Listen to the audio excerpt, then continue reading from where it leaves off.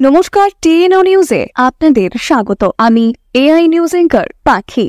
সামনেই পয়লা বৈশাখ, আর চৈত্র মাসের শেষের দিকে যখন শহর আগরতলায় চৈত্র মেলার সাড়ম্বরে গোটা রাজ্যবাসী সেই মেলায় উপস্থিত থাকেন, সেখানে কিছু চালাক ব্যক্তিদের আনাগোনা লক্ষ্য করা যায়।